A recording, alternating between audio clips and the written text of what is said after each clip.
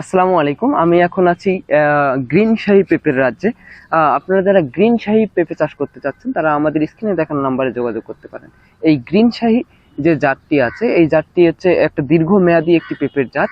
এটা আপনি long lasting একটু ব্যবহার করতে পারবেন এবং এই গ্রিন শাহি থেকে ফল পেতে পারেন। এই গ্রিন শাহির আমাদের যে কাছে যে চারা আছে, প্রতি পটে 3টি করে চারা আছে, আপনারা দেখতে পাচ্ছেন 3টি করে চারা আছে। এই গ্রিন শাহি পেঁপেতে পুরুষ গাছ হওয়ার সম্ভাবনা আছে। আমরা সেই বিষয়টি মাথায় রেখে আমরা আপনাদের জন্য 3টি করে প্রতি পটে চারা দিয়েছি, যাতে পুরুষ গাছ হলে আপনারা কেটে ফেলতে পারেন।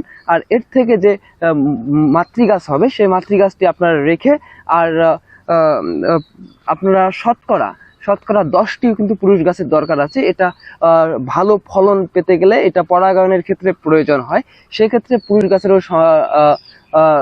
দরকার আছে। আর যারা আপনারা হাইব্রিড পেঁপে চাষ করতে চাচ্ছেন তারা হাইব্রিডের পাশাপাশি অন্তত 20-25টি চারা, মানে প্রয়োজন মাফিক যেটা আর কি অনুপাতে পড়ে, সেই অনুপাতেই কিন্তু আপনারা গ্রিন শাহি পেঁপে চাষও করতে পারেন। তাহলে এই যে পরাগায়নের যে ব্যাপারটা, সেই ব্যাপারটা কিন্তু কেটে যাবে, মানে পরাগায়নের ব্যাপারটা সম্ভব হবে এবং আপনারা অধিক ফলন কিন্তু তুলতে পারবেন।